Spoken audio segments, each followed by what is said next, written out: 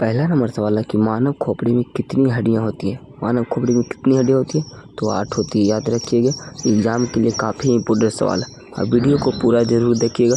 आप कोई भी एग्ज़ाम की तैयारी करें तो एक बार वीडियो को पूरा ज़रूर देखिएगा। तो चलते हैं अगले सवाल की ओर। ये सब काफ़ी इंपॉर्टेंट सवाल है जो एग्ज़ाम में बार बार पूछे जाते हैं। दूसरा नंबर सवाल है कि मनुष्य का हृदय कितनी बार धड़कता है। मनुष्य का हृदय 1 मिनट में कितनी बार धड़कता है? तो कितना बार धड़कता है? 72 बार धड़कता है, याद रखिएगा। चलते हैं अगले नंबर सवाल की ओर। तीसरा नंबर सवाल है कि स्वस्थ मनुष्य की श्वसन दर लगभग कितनी होती है। एक स्वस्थ मनुष्य का श्वसन दर लगभग कितनी होती है? तो 16 से 18 बार होती है, याद रखिएगा। चलते हैं चौथा नंबर सवाल की ओर। चौथा नंबर सवाल है, ये एकदम काफ़ी इंपॉर्टेंट सवाल है, बार बार एग्जाम में पूछा जाता है, तो ट्रिपल स्टार मार देते हैं आप लोग, याद रखिएगा। मस्तिष्क का वजन कितना होता? मस्तिष्क का वजन पूछा। मस्तिष्क का वजन कितना होता? 1350 से 1400 ग्राम होता है, याद रखिएगा। कभी कभी आप लोग का 1350 भी दे देगा, कभी कभी 1400 ग्राम ही दे देगा, तो आप लोग याद रखेंगे दोनों। 55 नंबर सवाल है कि मानव शरीर में सबसे बड़ी हड्डी कहाँ होती है। मानव शरीर की सबसे बड़ी हड्डी कहाँ होती है? तो जांघ में होती है। और सबसे बड़ी हड्डी कौन सी होती है? फीमर होती है, याद रखिएगा। इसमें सब भी है ऑब्जेक्टिव है, कई बार एग्जाम में पूछा गया, फिर पूछा जाएगा। मानव शरीर में सबसे छोटी हड्डी कहाँ होती है? सबसे छोटी हड्डी कहाँ होती है? तो सबसे छोटी हड्डी होती है मध्यकर्ण में होता है। और सबसे छोटी हड्डी का क्या नाम है? स्टेपीज होता है, याद रखिएगा। 7वां नंबर सवाल है कि मानव शरीर के सबसे मजबूत हड्डी कहाँ होती है। सबसे मजबूत हड्डी कहाँ होती है? तो जबड़े की हड्डी होती है। कौन सी होती है? जबड़े की हड्डी होती है। 8वां नंबर सवाल है कि शरीर का सबसे कठोर तत्व कौन सा? शरीर का सबसे कठोर तत्व कौन सा होता है? इनामिल होता है, याद रखिएगा, इनामिल होता है।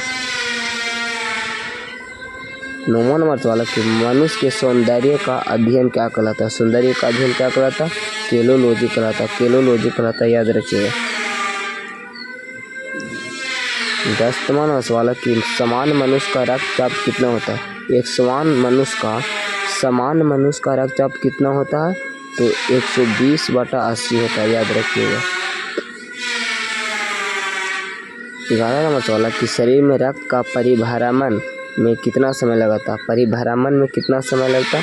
तो 23 सेकेंड लगता है, याद रखिएगा। 12 नंबर सवाल है कि मानव शरीर में जल की मात्रा कितनी होती है। जल की मात्रा कितनी होती है?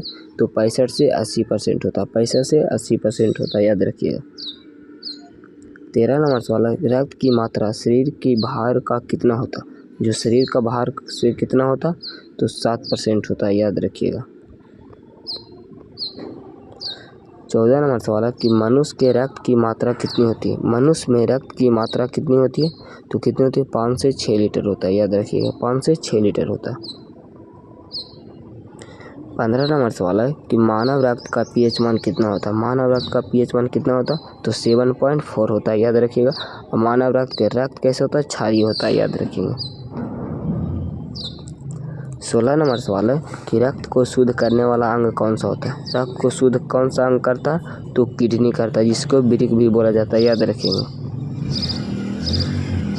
17 नंबर सवाल है कि लाल रक्त कण का जीवन काल कितने दिन का होता है। लाल रक्त मतलब आरबीसी पूछा, आरबीसी का जीवन काल कितना दिन का होता है? तो 120 दिन का होता है, याद रखेंगे।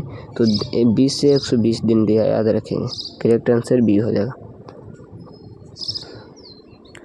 18 नंबर सवाल है कि श्वेत रक्त कण का जीवन काल कितने दिन का होता है। श्वेत रक्त बोले तो WBC red white blood cell का जीवन काल कितना होता? तो 12 से 20 दिन का होता है, याद रखेंगे। तो इसमें कितना दिया? 10 से 20 दिन हो जाएगा। करेक्ट आंसर सी हो जाएगा, याद रखेंगे। अगला नंबर सवाल है कि सर्वदाता रक्त समूह यूनिवर्सल डोनर कौन है। यूनिवर्सल डोनर कौन होता है? जो ज़रूरतमंद आदमी को डोनेट करता है उसी को सर्वदाता बोलता है। तो सर्वदाता कौन होता है? वो होता है सर्वदाता।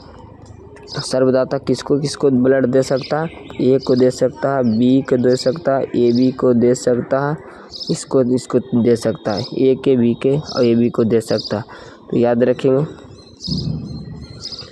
20वां नंबर सवाल है कि सर्वग्राही रक्त समूह यूनिवर्सल रिसेप्टर कौन होता है। रिसेप्टर कौन होता है, तो रिसेप्टर कौन होता है, ए बी होता है। ए बी किससे किससे रक्त ले सकता है, ए से ले सकता है, बी से ले सकता है, ए बी से ले सकता है।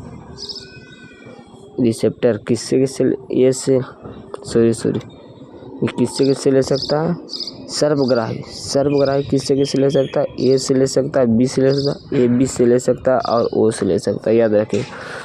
ब्लड ग्रुप 4 प्रकार का होता है। ब्लड ग्रुप कितना होता है, 4 प्रकार का होता है। ए होता है, बी होता है और ए बी होता है और ओ होता है, याद रखेंगे। तो इस सर्वग्राही कौन होता है, ए बी होता है, याद रखेंगे। तो आप लोग का वीडियो कैसा लगा आप लोग कमेंट बॉक्स में बताइए। आज के लिए इतना ही। जय हिंद, वंदे मातरम।